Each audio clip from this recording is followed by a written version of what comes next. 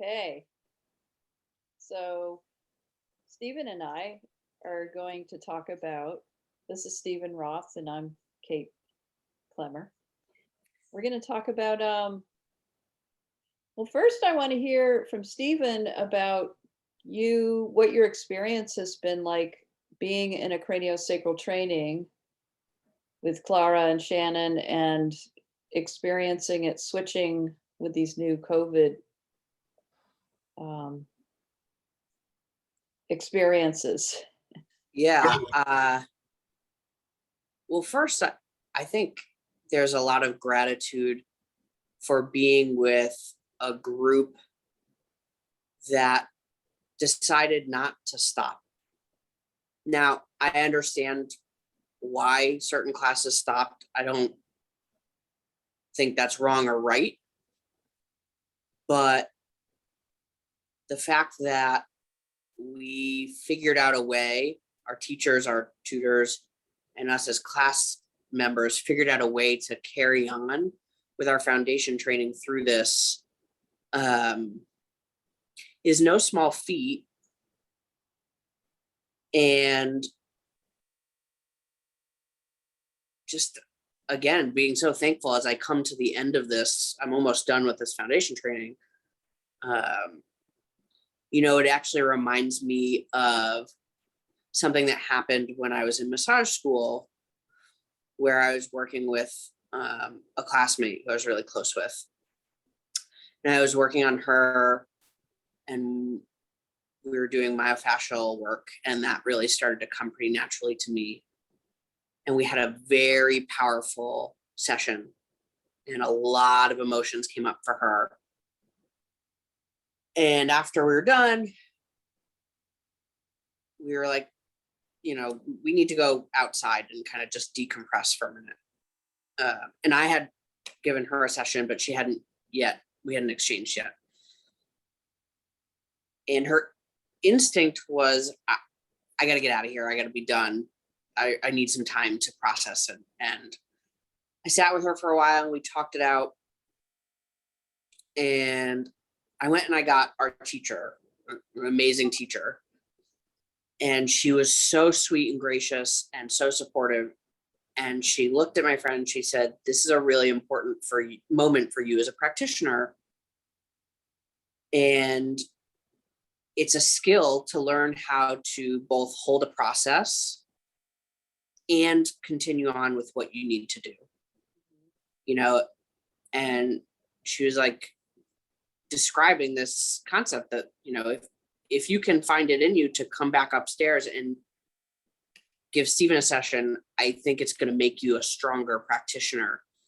And it's not a matter of shutting down an emotional process or pushing it away. It's learning how to hold it and still continue on. And so it reminded me of that, because we had all of this new uncharted territory coming up, and we could have kind of paused and waited for things to get back to normal or whatever, whatever that means at this point. Mm-hmm. But instead, there was this kind of, no, this is coming up for a reason. Let's look at it as part of the inherent treatment plan, basically, and follow it. And it taught all of us a lot about ourselves, about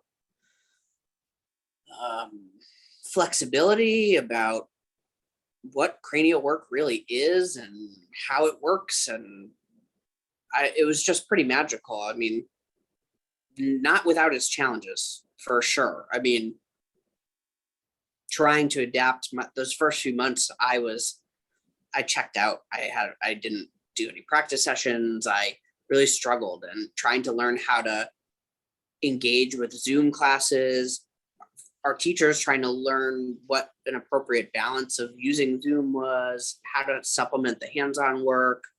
I mean, it was a web of decisions and new territory. And I just was, looking back, it's impressive. It's a very long answer, but. Yeah, and there was a lot of change, right? Because change in how you were working with everyone, change in how things were presented. I'm not sure. I can talk a little bit about how I switched my training, but people leaving the training.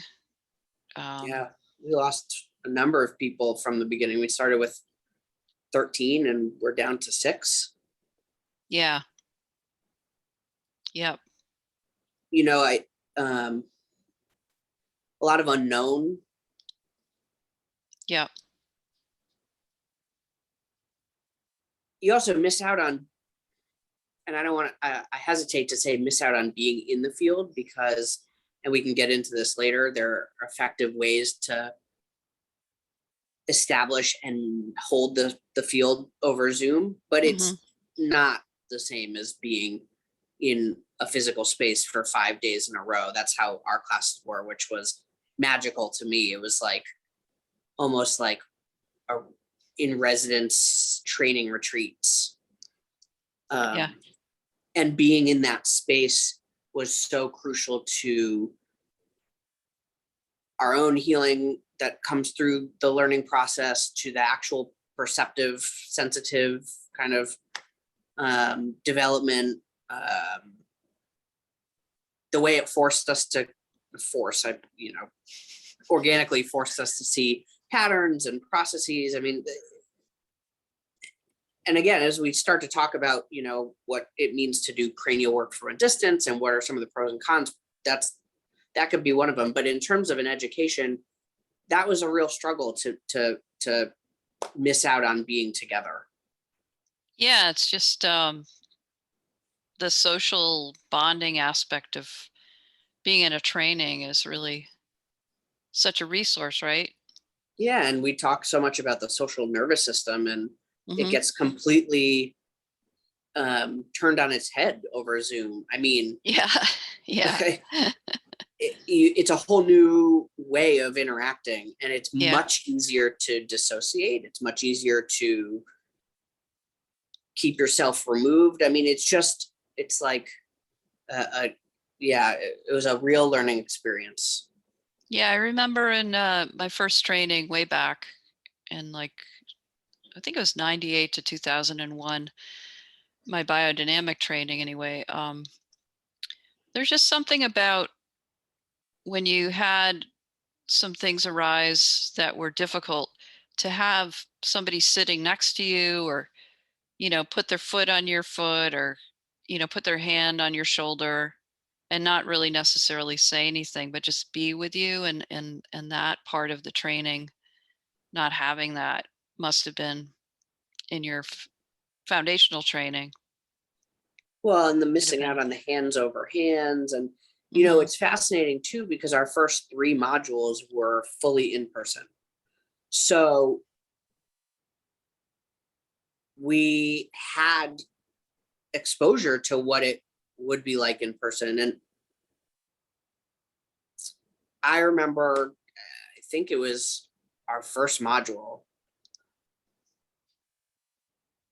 the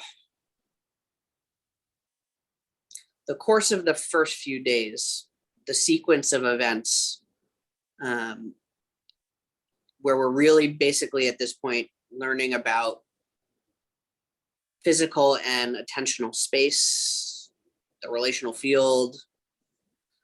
I had this really amazing experience where I got to watch a very old pattern of mine play out in real time, experience all of the feelings while still being the silent witness. Uh-huh. And it only happened because we were in person. I mean, after a few days worth of exercises that kind of got me to this place where it was ready, it was primed, the pump was primed. I was sitting working on somebody on a table, and Clara came over to me and was like, "Do you mind if I come into the field and come and listen in?" And oh, of course. And Hmm. she asked if she could put her hand on my back and kind of just help me come into my back body. And she put her hand on my back, and I had this overwhelming overwhelming feeling of like young gratitude for support. Let's put it that way, right? It was like, oh my word, like this is an amazing sense of support right now. And eventually it was time for her to move on. And she said, okay, I'm going to exit the field. And I felt this surge of like grief and fear of like, please don't go. Please don't leave me. Very old, very young, you know. Yeah. And then she walked over to another table to check in with another group. And I felt this final surge of childish anger and jealousy. And to be able to have that happen and watch it play out, and then come together as a group and have the field kind of push me to share this experience. I mean, it was wild. It was a wild experience. It completely changed how I looked at myself. I mean, it was exactly the kind of thing that would happen in a course, but it couldn't have happened over Zoom. It just couldn't have. It wouldn't have played out that way. Now, something different might have played out over Zoom. You got to trust the inherent treatment plan to a degree, but wow, it was pretty amazing. Yeah, so it's the level of communication that happens through touch is very powerful in this work, isn't it? And it can reach into those deep, deep, young places that are you would not normally reach by talking. Powerful. Yeah. That's one of the most powerful reasons that I'm drawn to this work, is that it can show you, can be a mirror to those places of our pre-verbal places. And when COVID really came down the pike, I had just finished building my school up in Charlemont, Massachusetts, and I have like a classroom on the first floor, like a studio down there, and then upstairs we have a space where students can stay if they want. It's kind of really nice space. It's got bunk beds and stuff in a living area and a big, huge dining table. And I was there part of a womb surround workshop with Myrna Martin and some other people. And we had just finished the womb surround, and basically the lockdown happened, and Myrna had to just barely get across the border back to Nelson, British Columbia, because they were closing down the border. So we were all crossing our fingers she was going to make it. And we basically just like gave her the mask. I think it's called M90. Debbie got one from work, and said, do not take this mask off once you get into the airport until you get off the last plane and you step outside. Like, don't take, because she's in her 70s. We're worried about her. And it was just such an interesting way to begin COVID. You're in this, close in processing womb with this group of people. And I've been trying to bring her here for a few years. So it was like really building up potency around it and telling students about it and colleagues, and a bunch of them were there. And I had my TAs in the womb surround with me, and then it was just, having to really let things unfold, because we didn't know, right? We didn't know what was going to happen and how we were going to continue to, me teach and you study and practice on people and things like that. And do you remember where you were when the the big lockdown happened and what was happening for you? Yeah, it was the last day of module 3. Oh, wow. Our third module was the weekend of the 5 days, the 10th to the 15th in March. Yes. And we were, as a group in person, figuring out what was going on Yeah. in real time in New York City, Yeah. which Oh, was wow. wild. Wow. And we finished our last day of class on that Sunday. And I was going to stay another night and go back to Connecticut the next day. And, no, we got to get out of here because they're going to close all the restaurants at 8. I don't know what that means. We can't get stuck here. We got to go.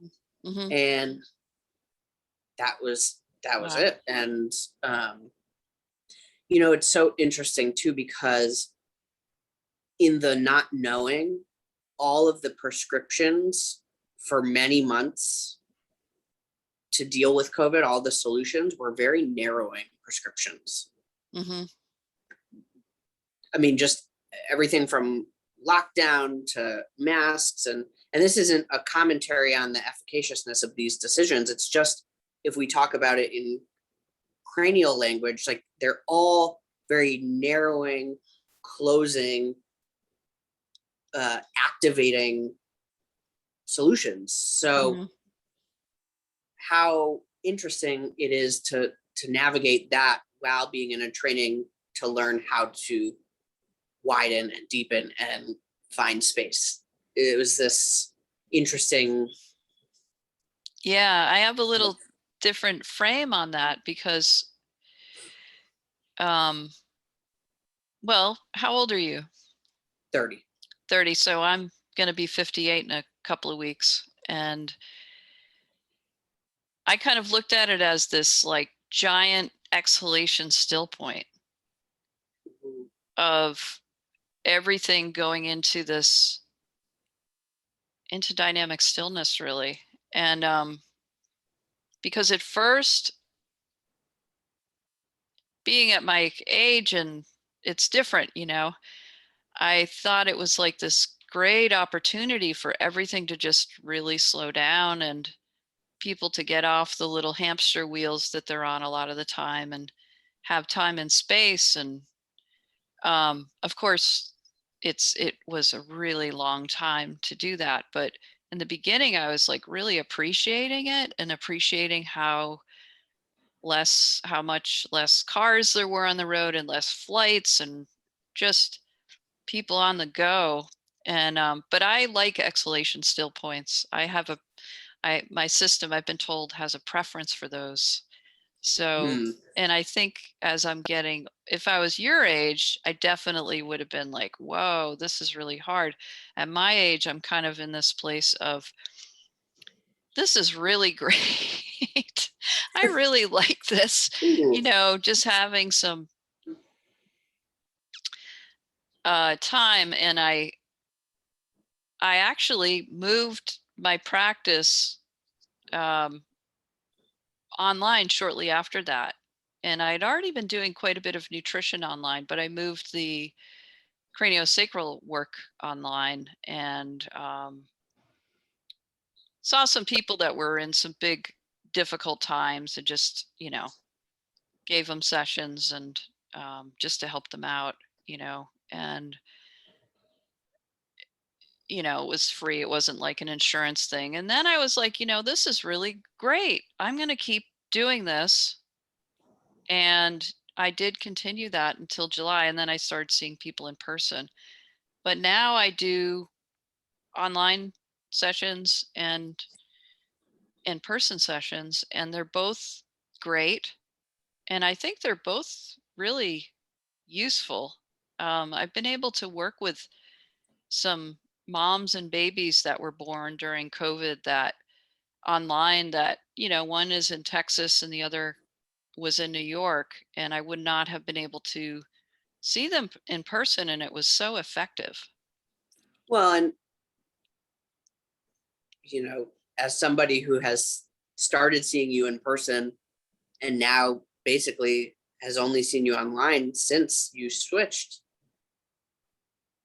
Is it different? Sure. But I don't think our work has changed, suffered, or I think our work has been exceptional together. And to be fair to your other point, you're absolutely right. The first week or two, maybe even more, it's hard in hindsight. There was a beautiful, like, the daily family Zooms that we were having, at least in my family. And I know a lot of other people who were having that intense period of unusual levels of connection. It faded pretty quickly because, it changed. But I do remember that. And you're absolutely right. There was, it's unfair for me to categorize it as completely narrowing closing experience. Yeah, but that might have been your experience, which is completely fine. That might have been what you were feeling or noticing. And I don't think it's just one way to experience it, It It was just nice to shows the see that. spectrum. Yeah, it was nice to see the stories about dolphins coming back to Venice, and hearing things like that. Yeah. I Yeah. imagine we all hoped that would flourish a little bit longer, and but humans tend to revert back to old patterns pretty quickly. Not all of them, Yes. but it's a challenge. It's a challenge. I would say for me, it challenged me most as a teacher because the students would be would be, what are we going to do? What's the plan? And I'd be, have my meetings with my TAs, and I'd be calling my teacher friends, and we'd be talking. And I had to constantly adjust everything all the time. And we would do lectures online and meditations online, and then meet in person outside. I have a little outdoor space at my office, and we put up a tent last summer, and Nice. we all wore masks, and we met outside, and it was actually quite nice, so we kind of broke things up, but we didn't have that concentrated retreat feeling like you're talking about, where you're together with people for a chunk of days and you can really settle into that. There'd be like a 2 or 3, maybe 4-hour Zoom with breakout meetings, where people could check in, and then we go and meet on a weekend for a couple hours. And And this is what was your format before the change in COVID, or after? no, that was after. Because when it shifted, we pivoted to Zoom land, and we did it a few different ways depending on the module. One of the modules we split, one or two of them we split into 2 different weekends, with 2 or 3 days each on Zoom, and then the Zoom breakout rooms for exchanges. And there was a module or two where we did some on Zoom and some in-person work when it was safe, and with very strict protocol. But I just actually came off of this past weekend 3 days of in-person hands-on kind of makeup work, and it was a blessing to be back in that space and be but the Zoom transition, there's definitely some parts of it that I think would be beneficial moving forward, even in a normal environment. I mean, like you were just talking about, you're working with some clients now who you wouldn't have access to. They wouldn't have access to you in another capacity. And that in and of itself is an amazing gift. I also think there's an interesting discussion about the inherent level of space that is created when you're over Zoom, and kind of the ability to resource in your own physical space, in your home. And So there's, Yeah. I mean, I'm sure there are some clients who you see over Zoom who benefit from it. I mean, I live 45 minutes away from you. So in terms of just convenience, I don't have to get into a car immediately after a session and go back into this narrowed That's right. sympathetic response. That's I get right. to Drive. integrate. It wouldn't be safe to stay wide and parasympathetic. You have to drive, you need your sympathetics to drive. Yeah. It's my biggest curiosity and challenge as I think about how I would build my practice. I think about it all the time because I've been doing healing work for myself for years in all different capacities. And the common denominator is having to get into a car afterwards and drive can just make it all feel like it was a waste of time. Now, obviously that's not fair, not true. And healing work, happens at different levels and different arcs beyond just that time period. And it's not like it all gets thrown out the window, but Yeah. Yeah. I think for me, the biggest eye-opening experience was because I kind of knew how to do the work distant wise already, because when you teach, you're kind of tracking the field and you're noticing what's happening at different tables and where you might be needed and people might need support. So you're tracking just the way you track in a session what's happening with your client, you're tracking just the larger room. And so I just use those same skills online, that I don't have to be right there with my hands on that person. And they were, talking, I did sessions on other teachers and things like that. We traded, and very, like, they would say stuff and I could feel them working on that area. So I knew it was like not just fairyland. well, And I mean, if you think about the basis of biodynamic work, it's field based. We talk that's right. about the quantum field. We talk about, how space and time cease to be limitations in the same way. So why wouldn't it work? What's Yeah. really different? Yeah. I think it's just a little bit like, because I can compare, because I go to work and I go on Wednesday and I see a bunch of cranial patients, all cranial. And then on the other days, I'm doing either nutrition and or distant cranial work. And the piece around um, just having that physical touch, that layer of physical touch, and them being in contact, you being in contact with your client, it brings like more of a layer of the body, just the body and the comfort of another body connecting clinically, with another human being. And the distant work to me takes away all those veils that people go through to get to your office, like you're saying, like driving there and then settling after driving, and then being in presence with each other, and then um, negotiating physical space, negotiating the sounds in the room, negotiating the light in the room. I have a little machine, as you know, that makes like the sound of the ocean or crickets or whatever you like. All those things of negotiating that settling into the relational field are different. And to me, the settling happens much quicker online, actually. And also, for some people, there's a ease around safety. There's a easier uh, way to touch into safety in the field, in the relational field, that isn't, it's not as easy in person. It's with most people that I've worked with online.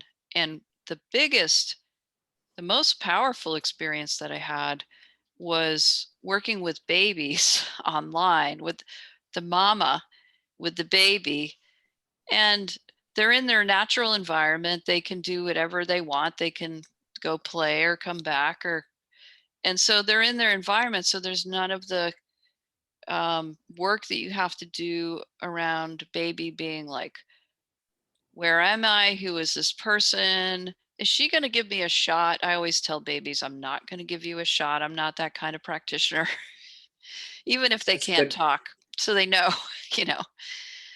And um, and the babies start to interact with me online. Like they know, they start to connect and know the sound of my voice, and the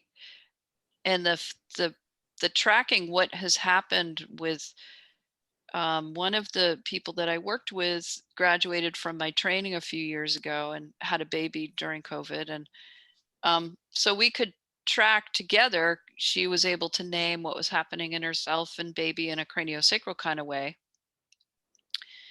And it really was powerful. Like I was just like, wow, this is, you know, more powerful than in person has been my experience with More babies. powerful. Yeah. So with adults, I mean, that's magical. Kind of getting goosebumps thinking about it. But I wonder with adults, do you find that it's harder over Zoom to get close to edges? Do you find that it's harder? So if the pro of distance is that you can settle faster and so the veils kind of and the touch and the challenge, the things that make it positively challenging in person, you know, I wonder if you don't have those things, does it make it harder to get into deep waters, to get really close to these strong edges? Or have you found, no, getting to the same places, I mean, even if you're getting to the same places in a gentler way, you know, you're still Yeah, getting to work. I find that, just thinking, it really depends on the person. Like some people really feel safer on Zoom. They just do. They're in their own environment. They can end, they can leave if they want. You know, that doesn't happen, but you know, it's just I think some people settle more when it's on Zoom, and then they're not also worried about COVID, you know. And Yeah. then other people settle more in person, just having somebody put their hands on them and name what they're noticing and help them clarify and have a conversation about anything. You know, I think that it really depends on the person. I think for myself, like when I think of myself getting a session, I like both. I like the hands-on aspect. It's really nice to have somebody just, you know, hold my head or hold my sacrum, and Yeah.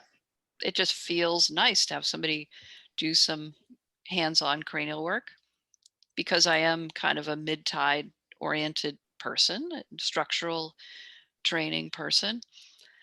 But then I notice online that I tend to feel more connected spiritually to my spiritual aspects of the session. Interesting. So it's just is like, it's more of a larger field of holding. And yeah. Interesting. Do you find that your distance work is any more or less verbal? I know, at least in my own experience, I think my verbal skills probably get used a little bit more over Zoom, though that's starting to shift actually as I get more comfortable. But I wonder for Yeah. you, does the actual meat and potatoes of the session skew one way or the other depending if you're in Zoom or person? I would say that yes, verbal skills are used much more on Zoom, for sure, because it's just different when you can't you can maybe see someone breathing, but on Zoom, you can see their head and neck, but you can't see their whole system. Maybe they're doing something with their foot that you can't see. They're like, how we do these little movements without really thinking about them, or we're, curling our toes or something. So there is a higher level of verbal stuff happening for sure. Yeah. One of the most interesting things I've found about distance work, and it came out of a discovery about myself, and it was before we did distance. I remember one day I was sitting at the head of my massage table. I didn't have anybody on it, but I was just sitting there as if I was conducting a session. And I had one of my skull models. And I was just practicing handholds. And I was in a vault hold, holding this, plastic skull. And I started to settle and widen and deepen. And I realized that I was giving myself a treatment this way, as if I had projected my consciousness in my body into that prop and was holding my own head. And I could literally feel the dura shifting, and I could feel things changing. And I mean, that in of itself was like one of the coolest experiences I've ever had. But as we started to shift into distance work, I find a lot of the time that I'll have a skull model, or I have a full skeleton, and I almost bring who I'm working with into that field. Like I project them onto this model and use that as a way of working with them, as a way of tapping in a little bit more, viscerally to their structure, a little bit more tangibly to their structure. I wonder what, I know that in some of our sessions, I remember you saying, oh, I'm going to try to actually project you onto my table and really work with you that way. I'm just interested to know what your own experience around something like that is. Yeah, I actually, I have some good friends that actually move around the table as if the person was there and do work that way. And, they've had a busy practice, and they've seen a lot of clients, and they're really good. I do trades with them, and, really good practitioner. And then for myself, because I'm kind of an anatomy geek, I am a mid-tide teacher. I actually I don't know if it's because I don't think I'm lazy, but I visualize holding different aspects of a person's system in the cranial sense. And I tell the person, I'm going to now, would it be okay if I held pretended to hold your occiput, or pretended to hold your sacrum, or pretended to do the side hold, or pretended at your feet, and just like a session in person, but actually just pretending instead of like being right there. And that's how I work, but I'm not actually literally moving around a table in my home. This is my home office. I'm actually, doing that in my mind's eye. And there's a lot of mirroring that happens. You probably remember studying mirroring, the mirror neurons, where you get a sense of what another person is experiencing through your mirror neurons.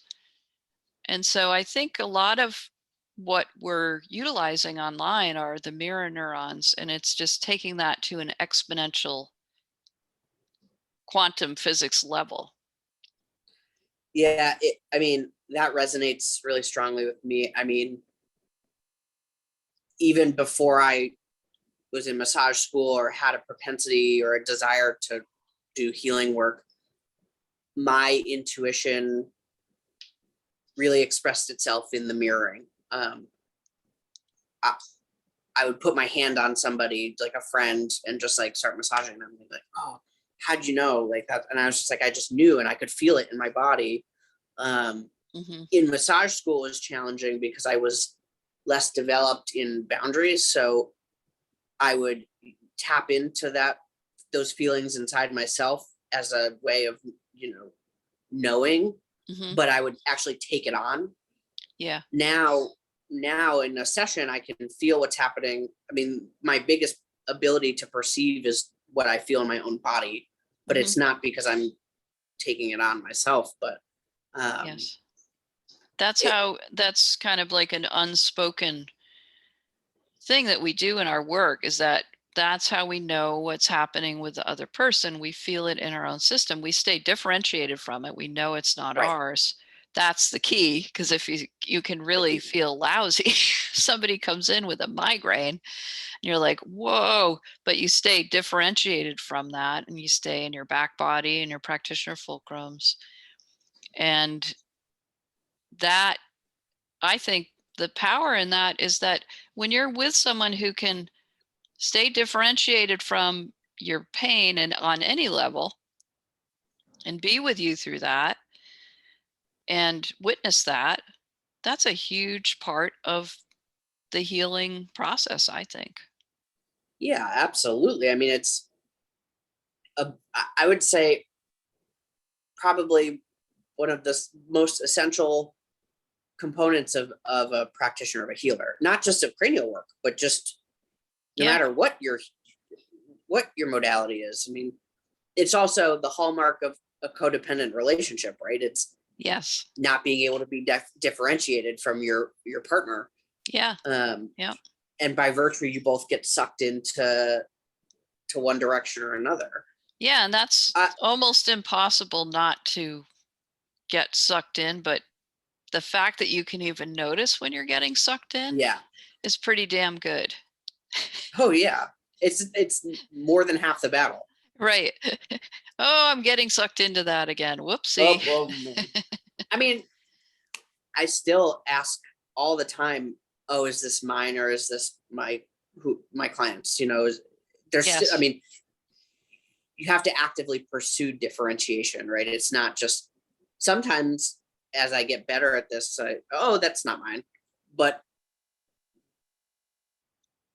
when you spend your whole life not even knowing what that concept is, that you could be feeling somebody else's thing and you think it's yours, it takes a while to develop that skill. So it does. That's why the training is 2 years.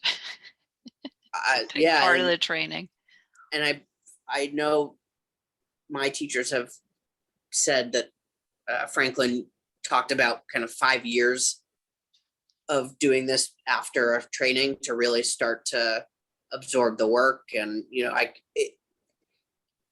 it's hard to keep that patience and trust that you're getting there. I mean, we just had this conversation in our class like yesterday, all talking about our edges, and underneath a lot of these edges as practitioners, it was like, oh, it's a lot about trusting the inherent treatment plan, trusting yourself, trusting that these things that we talk about that we are seeking will come to us, like perception and sensitivity and understanding the tides and all of the things that are huge concepts. I mean, you relearn them and revisit them, I'm sure, over years. You and I have talked about, the difference in yourself as a practitioner over time.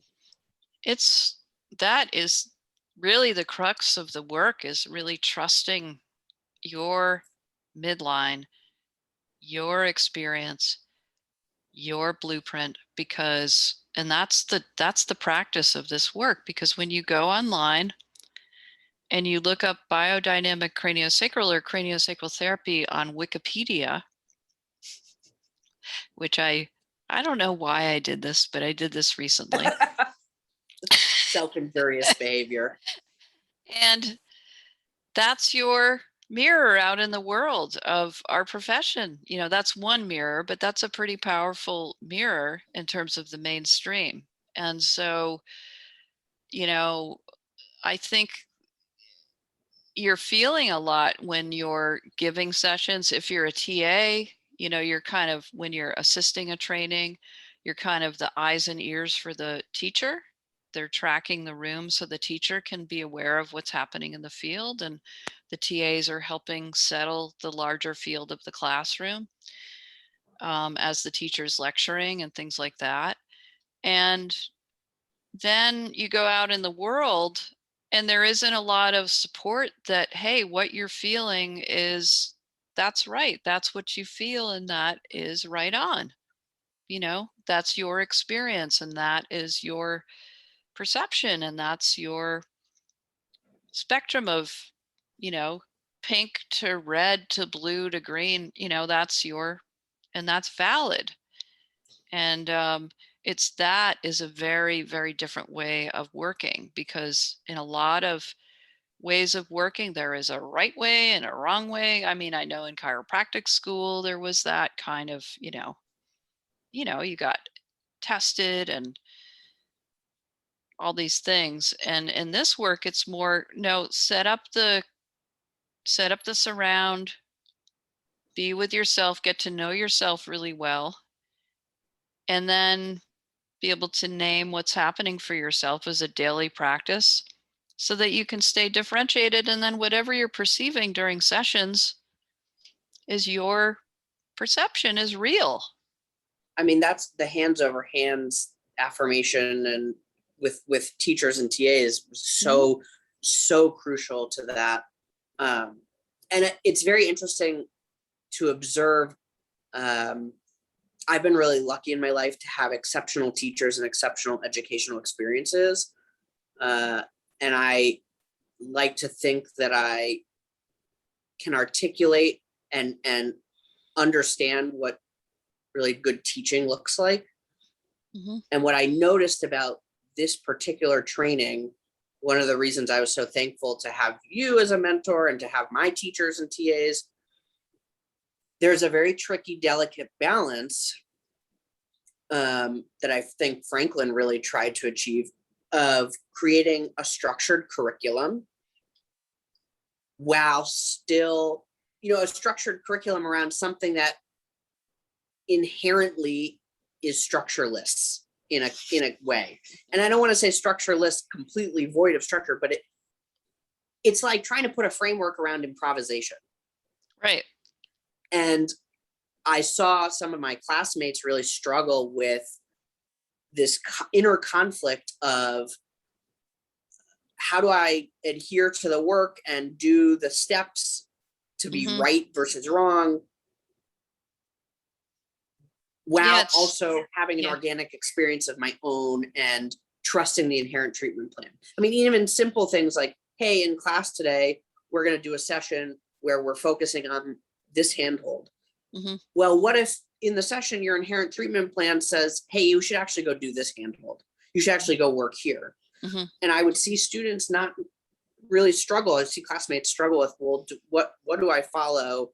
I'm betraying the inherent treatment plan and it must be very difficult as teachers. I'm presuming to figure out how to navigate with that. It is, and a lot of the students ignore the protocol. They ignore the protocol, and I say, look, if you don't want to try the protocol, because like 90% of the time, okay, we don't do these things that we teach you, like do the spinal technique, or do the vagus nerve technique, or do the venous sinus drainage technique. That's not how we work. It's not like Upledger where you do the 10-step protocol, which I did for many years and I found to be helpful to get me into the work, but then it got really boring. Like, wait a minute, there's a lot of other things going on here, and I know there's a lot more to this than what the 10-step protocol taught me.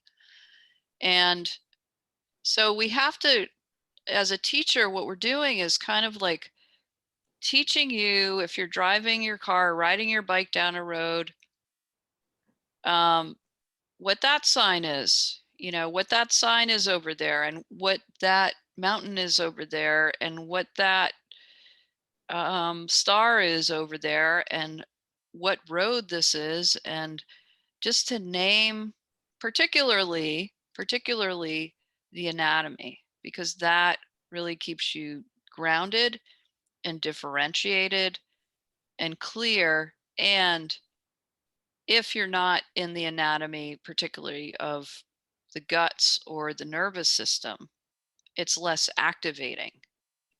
So yes, it's always good to name emotions for sure, and spiritual layers for sure, but the anatomy tends to be more neutral. So it's a really nice place to start, in that neutrality of, okay, the sacrum is starting to have some potency come through it, and it's starting to get filled up like a sponge. Can you sense that? Or naming the tides. Like when I was in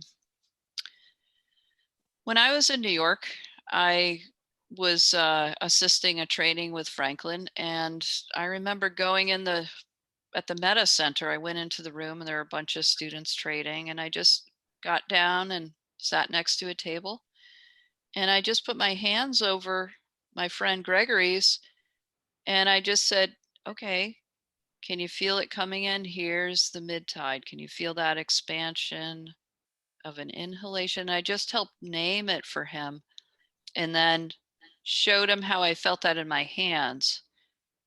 And he got it. Like, we were going so quick. We were going into mid tide, and then I'd say, okay, and there's the long tide, to be like, oh yeah, there's a long tide. Like, you could feel them both happening at once. And that hands over hands is really, really great. And just naming things, helping people name things. Because if you went in and gave a cranial session and you couldn't name, first of all, for yourself where you are, but second of all, what you're noticing happening for the other person, what you're feeling in your hands, it'd be so easy to get really lost. Oh yeah, and I mean, the ability to have confidence in yourself and what you're feeling is nearly impossible. It feels like a complete game of guesswork. But when you make those guesses and someone who is teaching you is there to say, yeah, that's, I mean, I had this 2 days ago. I did a feedback session with Clara, and, you know, I just would kind of narrate what I was noticing, and she would say, yep. And what, you know, and just having the back and forth and having those confirmations, Very man, helpful. they are incredibly nourishing and resourceful. Yeah, and that part you can't really teach online. That would No, be tough. it's hard. It's really hard. That would be tough. And to their credit, I don't think my teachers expected to. You know, we've come, I mean, this whole past weekend was not a module. It was a 3 days of time to be in person to make up and get this hands over hands kind of work, and recognizing that it's something that you really can't get over Zoom.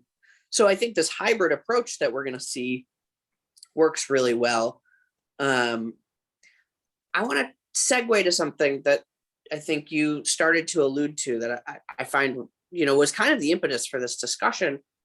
You know, I think right now there's this vibrant debate about distance work. Yes. Is it cranial? What do we call it? All these things, which frankly, I'm not interested in like trying to figure out what to call it. But it does seem to me that there's a camp out there that's very rigid in thinking that if you're not putting hands on somebody physically, that it has no relationship to cranial work. And while I don't think they're necessarily the same, I think there are pros and cons, which we just spent, you know, a nice amount of time talking about in this very neutral and kind of, I think, open way, both recognizing the limits and the positives. To say that there's no relationship to cranial seems very narrow. And, you were talking about upledger versus biodynamic. Mm-hmm. And I was thinking about this. It's like the difference between biomechanical upledger style cranial and the work that we do in biodynamic seems much further apart than in-person biodynamic and distance biodynamic. Yeah. I mean, at least with the distance versus in-person biodynamic work, it might look a little bit different, but it's a field-based, relational field-based, inherent treatment plan forward,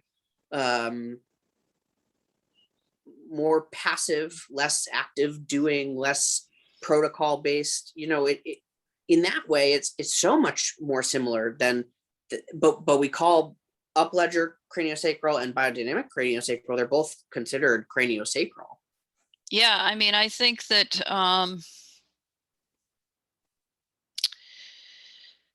our work is a field phenomena. We're working on with the breath of life is working us really, but it's hard. I want the public to understand it. So I use the word work because that's what they understand. You're giving a session or you're doing, even though it's not. What we're really doing is we're noticing, we're being with and noticing. And we're being with and noticing the body. And we're being with and noticing the person's biosphere, where the fluid body exists. We're being with and noticing beyond, in their relationship to the earth and to the forces of the planetary, universal sun, moon. And Yeah. So how we're all connected. And I have to read this to you because he's one of my favorite scientists. His name is Fritz Popp. He's a German scientist. Biophysicists such as Fritz Albert Popp, PhD, have discovered that the body produces photons of light called biophotons. These biophotons are stored and released from the nucleus of our body's 70 trillion cells. And these biophotons carry information within and between the cells. Wow. Dr. Popp has written and published 8 books in more than 150 scientific journals at the International Institute of Biophysics. A great analogy here is how light is used with fiber optics to carry the electromagnetic signal of our voice to someone in Europe or to you. You're in Rhode Island? Yeah. Yeah, I'm in Massachusetts. Light carries information in the form of electromagnetic signals.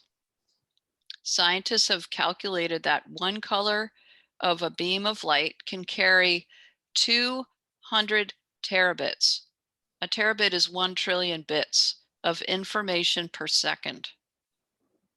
The entire Library of Congress has only 30 terabits of information in it. So how can we say, I'm sorry, but I'm not sorry? No, I'm not sorry. And I'm not afraid. I'm not afraid that Wikipedia is going to think I'm a quack. I know that people really want our profession to be accepted in the mainstream. And it will be because the people that experience the work feel it and they know that it has helped them tremendously. I became a cranial therapist because it helped me tremendously. You tell me why you became a cranial therapist. Because once I found it for my own healing, that was it. All the decisions I've made to go to massage school, they all were to get here. This is the work. And it wasn't because someone moved your sphenoid a certain way or supported your sphenoid breathing better or fixed your shoulder, right? It wasn't like chiropractic where I became a chiropractor because I played rugby and I saw a chiropractor and he put my shoulder back in. It was because of the relational field, because you felt some healing in the relational field, and you could feel how that the imprint was held in your body from some kind of experience that you had. It was because I had direct experience with the present moment. And I say it like that for a reason. So my journey to get here was after being a kid who was very cerebral and very emotionally sensitive, but really pushed that away. I've had a lot of physical injuries. At a certain point in my life, I was just not happy and I wasn't embodied, and I didn't know what any of that meant. Mhm. But I knew that something needed to change. And I started losing weight and I started doing psychoanalysis. And I came up against some edges about my old injuries, and I went to see a physical therapist who I was told was not your average physical therapist, who's really more like an osteopath. I still see him today. Mhm. And he's a little bit more biomechanical, but still, I mean, the phenomena through the field. And as soon as he started working on me, I knew that I was like, I asked him, I was like, where do I start? This is after a year or two of seeing him. And he went over to his bookshelf and he handed me a book and he said, here, read chapter 2 of this. And it was Andrew Weil's book, one of his books. And chapter 2 was about Dr. Robert Fulford. Mm-hmm. And Shivers. I went home and I read this chapter and I was, whoa. I came back and I brought the book and I said, oh, what do I do next? And he went to the shelf and he got Dr. Fulford's book, Touch of Life. And he said, now read this. Mm-hmm. And I read that book, and I'm not the world's most avid reader. I struggle sometimes to get through books. I couldn't put it down. And every page was just this inner knowing and confirmation of something that made so much sense to me. Mm-hmm. And that was it. And after that, I decided to go to massage school for this work. And when I got towards trying to figure out my schooling for craniosacral, I did a little up ledger stuff, but I found a video of Franklin on YouTube from, I don't know, 20 or 30 years ago. Mm-hmm. And this goes to what you were just talking about over distance. I was drawn in just by Franklin talking to presence. And to some other context, I had also started a few years before working with a shaman and my spiritual teacher, who now I'm apprenticing with. And he works very much in stillness in the present moment. And he literally brings you in his office into the soupy stillness. We would call it dynamic stillness. It's the same place. Mm-hmm. Yes. So I had this direct, tangible experience working in stillness. I knew what it meant. I understood it. Mm-hmm. I could recognize it when I saw it in different modalities. And I watched this video of Franklin over YouTube 20 or 30 years later. And the room filled with presence just by him talking. If you watch Eckhart Tolle's videos, he does the same thing. Mm-hmm. Or Gene some of these guys, Gene Genlin, like, what an amazing power that over video, transcending time and space, Mm-hmm. you can bring somebody into stillness. Mm-hmm. And I had a similar experience, a little bit different, but I had been doing Upledger work, the 10-step protocol, and I'd been doing that about 10 years. And then I would just always do some cranial with my chiropractic care that I was learned in school first. But right after I got out of school, chiropractic school, I was like, this is not really what, I know there's a lot more than just this kind of work. And so I flew to London to take a cranial training with osteopaths, for osteopaths, PTs, and chiropractors. And it was a lot of elderly osteopaths, great respect for them. And, but I was like, okay, yeah, whatever. It was very two-dimensional. And it was all, what are the foramen in the skull and what cranial nerves exit and what bones do they go through, or what bone itself does it come out of, and how could that affect your health? And, I was like, I already did all that in chiro school to the nth degree. Then Michael Kern came in, and he has the Craniosacral Therapy Education Trust in London, the school.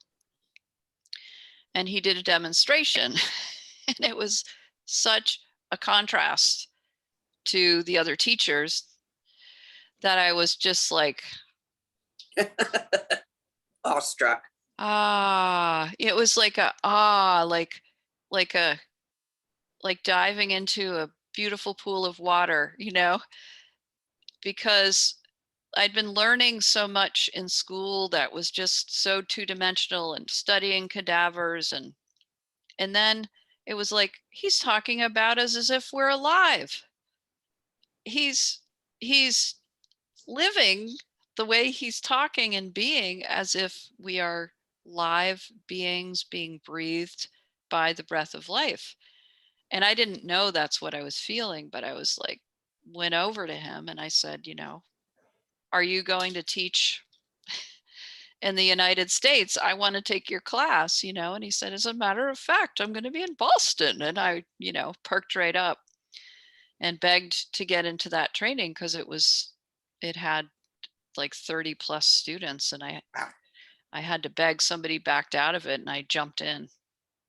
But it's that same thing in the field that we do is in that it's alive.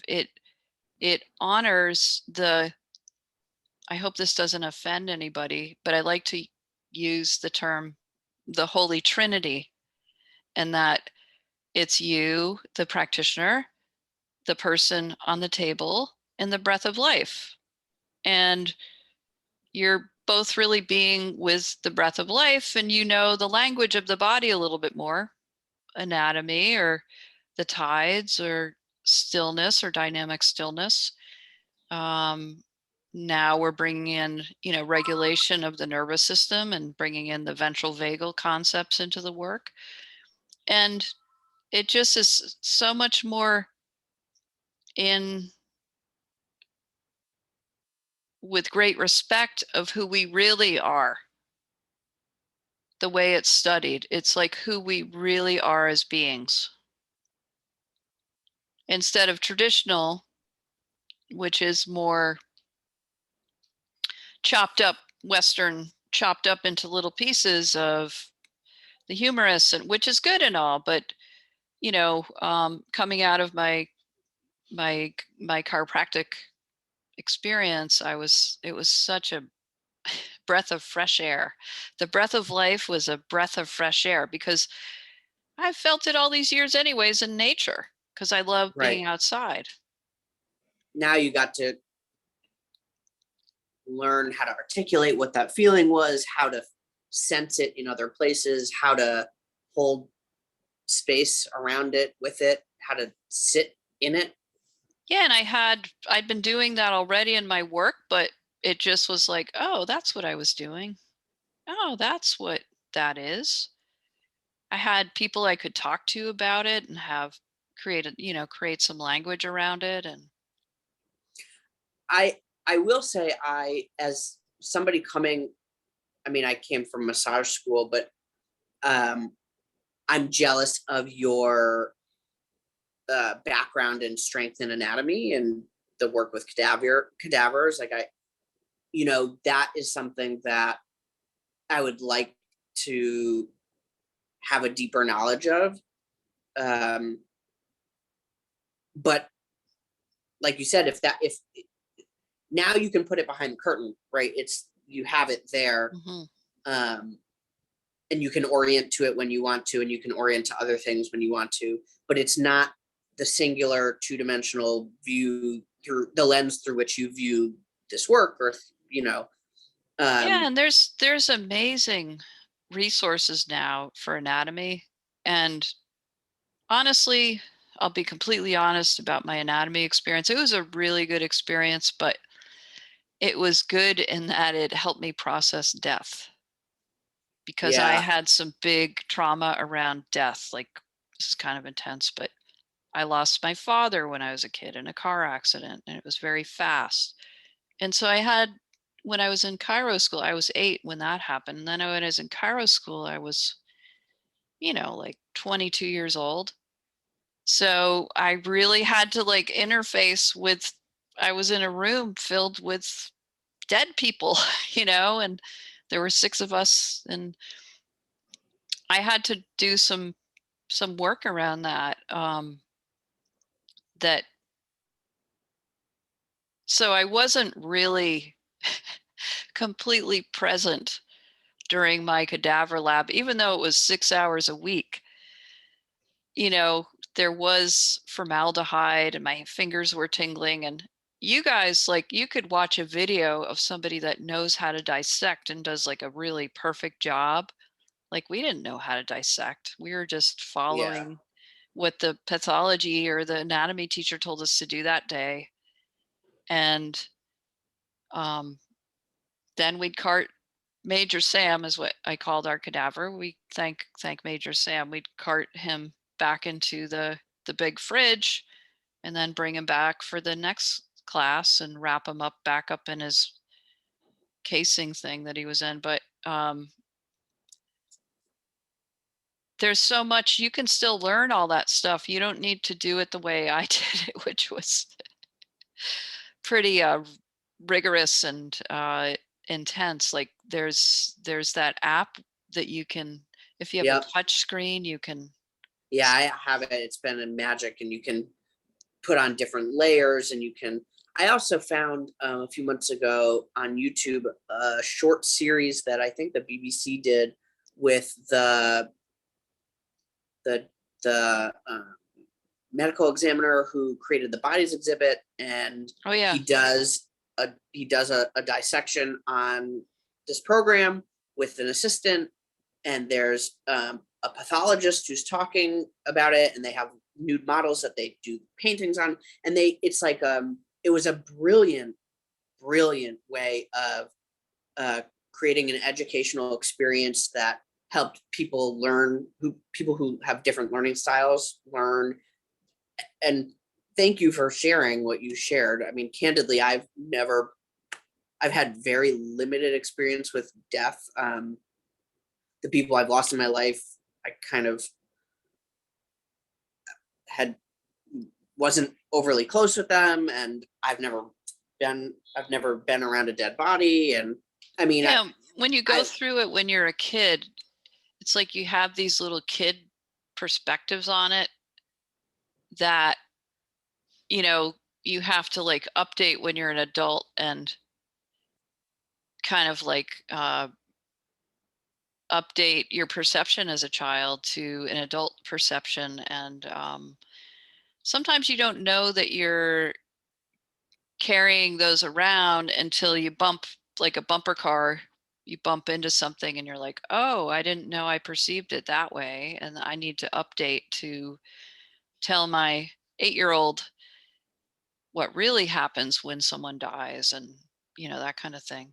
And so um but yeah, it's the cadaver lab is definitely useful, but you really don't have to be there smelling all that formaldehyde and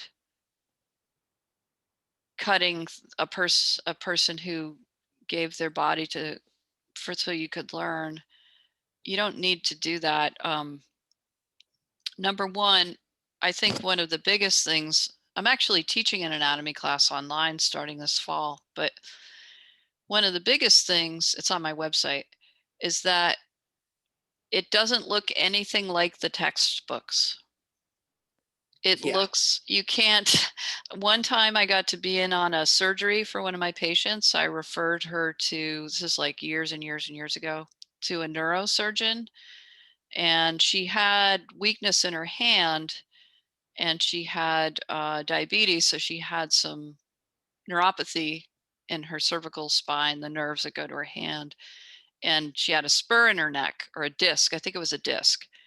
And the neurosurgeon and the orthopedic surgeon invited me to go, be there in the surgical room with them and kind of stand outside, behind them.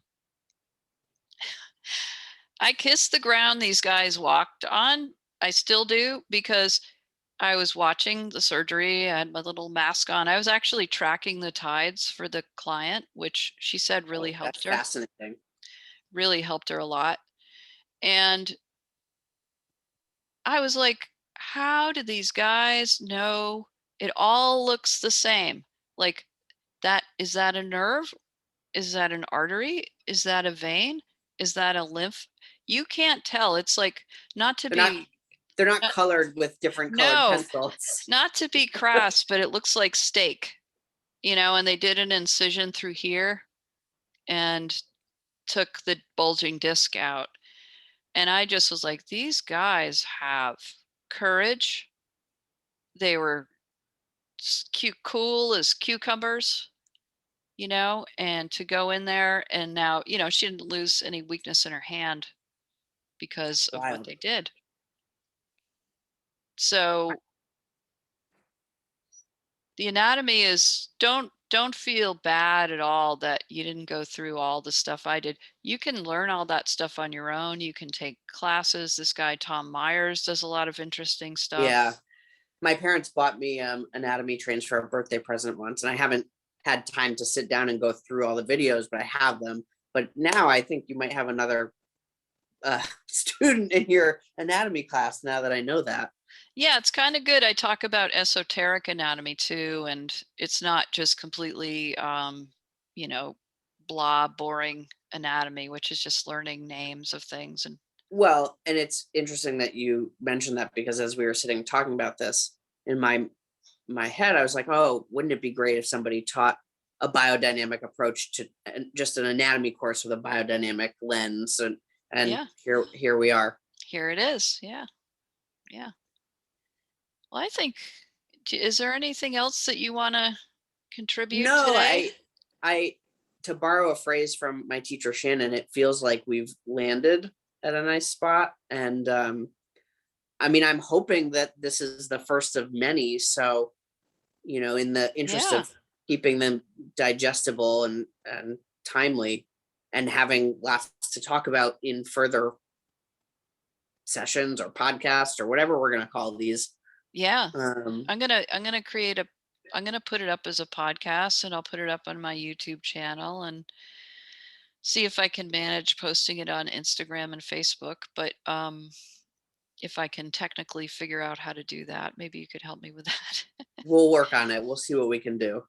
But yeah, it's been really great to talk to somebody who like went through the training as a, through COVID, and what your experience was like. And Well, I'm just so happy you were open to this idea. I kind of approached you with it indirectly, and you said, oh yeah, I've really thought about doing a podcast, and I was like, well, if you ever want to do it, I'll do it with you. And you're like, well, how's next Monday? And it was great. yeah, that'd be wonderful to keep doing some more. Yeah.